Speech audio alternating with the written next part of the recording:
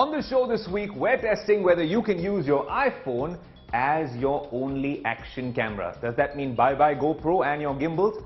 That's what we're going to tell you on Tech Today. Also, festive season is here. Which wearable should you buy? Which ecosystem should you invest in? All that and a lot more. I'm your host Ayush Alavadi and this is Tech Today. So much is said every year about the iPhone 14 and its camera upgrades. This year, all the way from the iPhone 14 to the Pro Max, which I have on this neat little rig, and I'll tell you why, have newer camera sensors, better low-light photography, improved cinematic mode, but there's a new feature which is called Action Mode. It's a small toggle in the camera app and you can shoot a lot more stabilized video, smooth buttery video if you're running, jogging, on the move. If you go by all the marketing, then Apple would have you believe that you don't need a gimbal anymore to stabilize your videos. We thought the undisputed OG king until this was launched was the GoPro. So we have the GoPro Hero 10 in all its splendor. We use it often on all our EV shoots, our outdoor shoots, and it does a very good job. But then with its computational photography and all the tech in this new age chipset and the top of the line, one of the best video cameras on a smartphone, can it match up to a GoPro? We are going to put both of them through their paces, put me also to my paces and really go for a nice little jog and find out which one comes out on top. So stay tuned. At the end of this, you're going to know which one is the better buy for a travel adventure camera.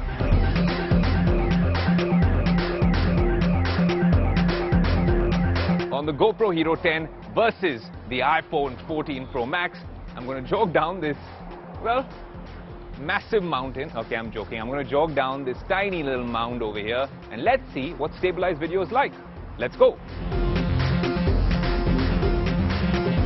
I'm trying to keep as steady a hand as possible. And that's how you become a vlogger on the iPhone 14 Pro Max, or if you want, the GoPro Hero 10. Okay, pit stop.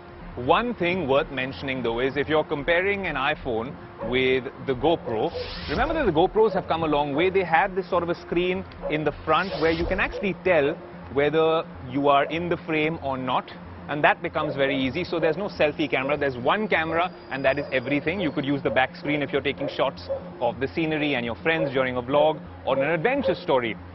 With the iPhone 14 Pro Max, so any of the iPhones, while this really cool software tweak with Action Mode works well, but the minute you put it in the selfie mode, there's no such feature like Action Mode yet. Maybe with the iPhone 16 and 15, we'll see some of these improvements, but for now, if you want to use Action Mode, well, you gotta just wing it and make sure that you're in the frame.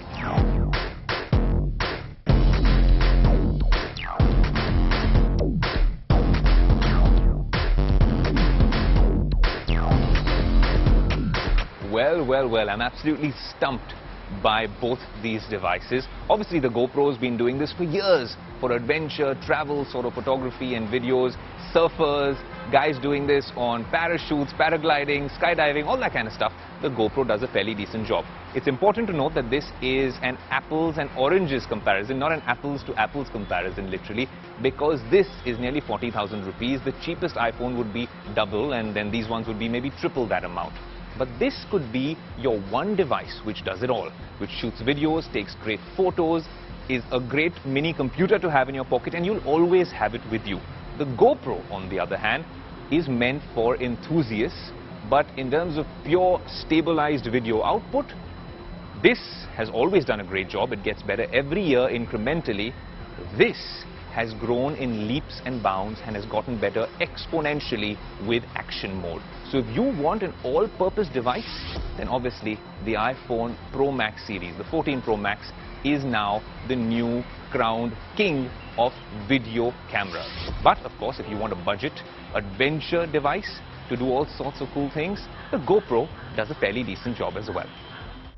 179, 250, 800, 2,500. I'm not doing mental math. I'm trying to account for all the money that I end up spending on these streaming apps to buy a subscription service, a Netflix, a Hotstar, Spotify. Now, we got a whiff of YouTube experimenting with something similar, if you're not going in for YouTube Premium, then you have to see a bunch of ads.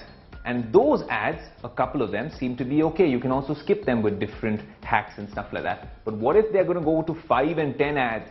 Then it might become a user interface, user experience problem. So we thought, although this was an experiment and it has concluded, what if all these apps really push us the subscription way? Or are we okay watching so many ads and perhaps sort of paying to view the content that we end up consuming? Akanksha has a special report from Gen Z. Gen Z is a market everybody wants to crack. They are the major consumers of OTT and streaming platforms. Come, let's see what my other tech geek friends think about this.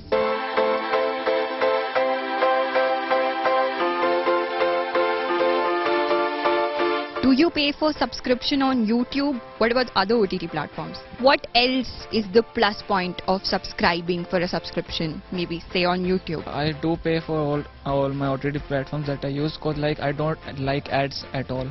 So like I prefer paying for the OTT platform instead of watching the ads, due to the reason like the interruption of the, like it's an aura which is made while I am watching a movie or a match, and then the ad disturbs that aura. So do you use any subscription services, and if so, do you pay for them? No, actually I don't use any subscription services, and I don't pay for them. I actually use modded apps for different kinds of services. Like for YouTube I used YouTube Vanced, and for Spotify I used X Manager. Well, yes, currently I have subscriptions of Spotify and Amazon Prime. Because like I could have chosen mod versions, but since we all know that these mod versions are very harmful for our mobile phones, so that's why I would prefer buying subscription rather than taking mod versions. So Vikrant here says that he would pay for a subscription because with a subscription he would get access to premium content and the quality of the content is also better. Let's see what others have to say. No, I'm not paying for any subscription for YouTube or Netflix or else, because I can survive with these ads. But when it comes to a live cricket match, I am a huge fan of cricket. That's why I'm watching cricket in Hotstar.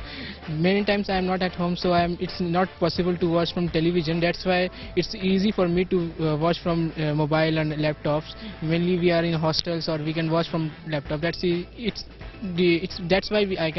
I have subscribed for Hotstar. No, I prefer for free only.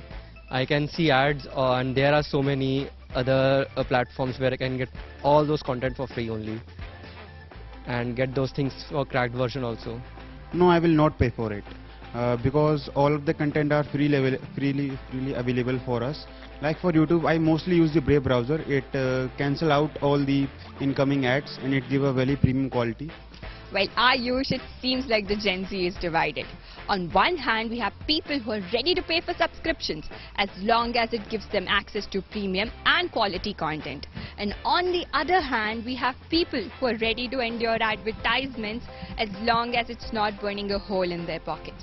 We also saw a third kind of people who have nifty tricks and hacks up their sleeves which help them bypass the paywalls. Well, OTT platforms and streaming companies, if you're listening, this is what the Gen Z had to say. Now for the big reveal. I have with me the Apple Watch, the brand new Series 8. Series 7, boss. Series 7? Okay, sorry. This is my old one, the one I've been wearing for a while. I have with me, let's do this again, the Apple Watch Series 8. This is the Series 8, I'm very certain about that, but it looks identical to the Series 7, so should you upgrade? That's what we're going to tell you. Not just that, we're also going to tell you whether this is a good first-time buy. What if you have an older Apple Watch? And if you're not an Apple fanboy or not in the Apple ecosystem, then what about this Android flagship, which happens to be the Samsung Galaxy Watch 5 Pro? All of these questions will be answered in this real-world, genuine, honest review on Tech Today.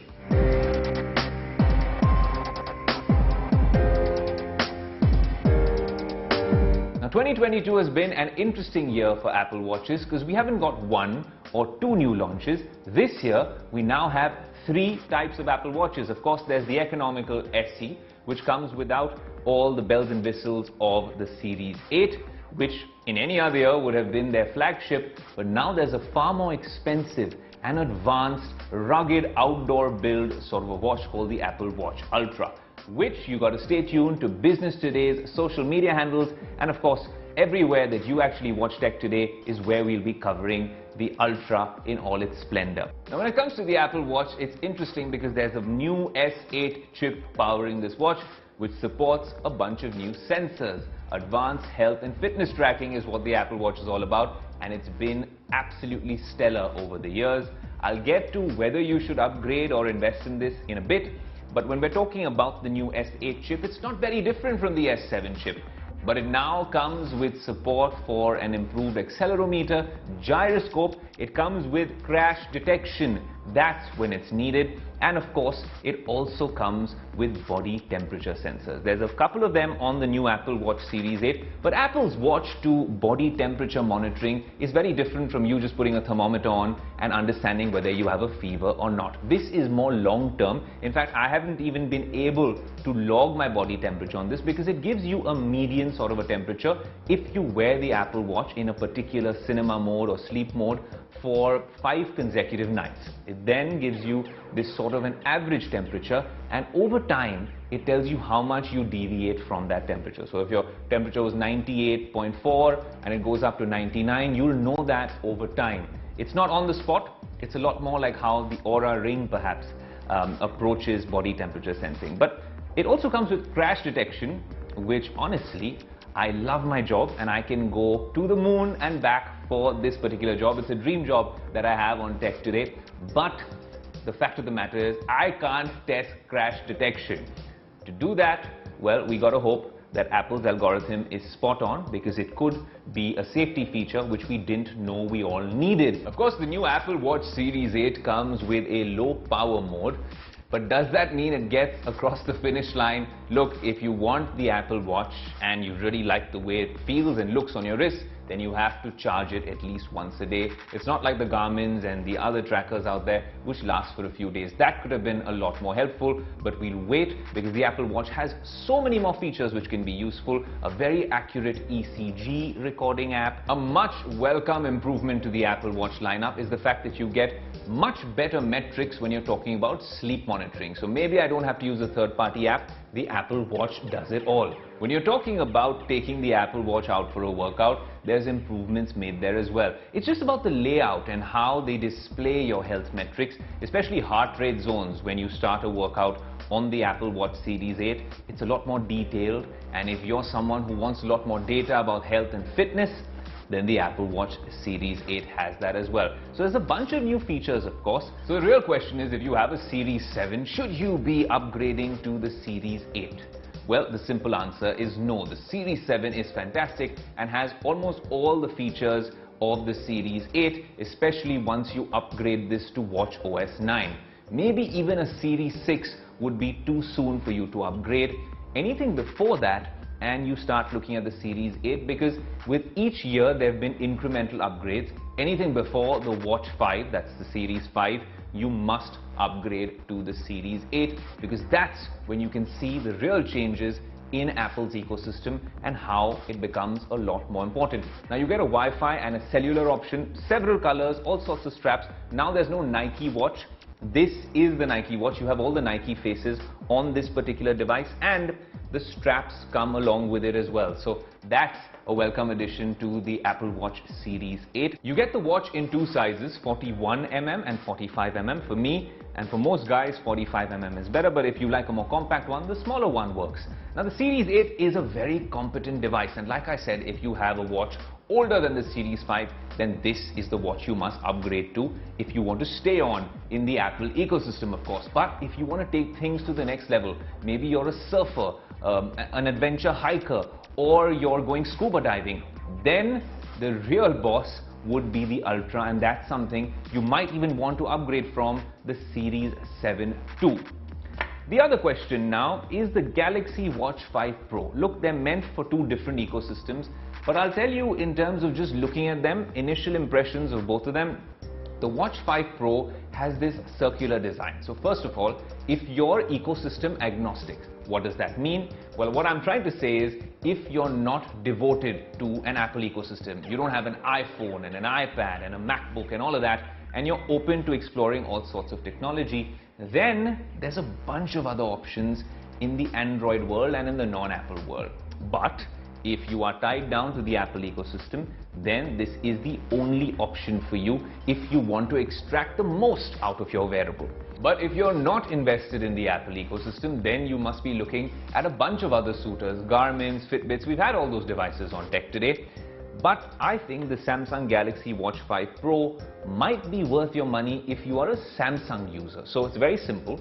If you are in the Android ecosystem or you're open to other devices, and it just helps if you have a Samsung Galaxy device, maybe the Fold, maybe the Galaxy S22 Ultra, or even another Galaxy phone, that's when this watch will come in its own. So of course, this isn't an apples to apples comparison like I always say, but it's interesting that Samsung got together with Google and of course with the acquisition of Fitbit. We expected the world from Samsung.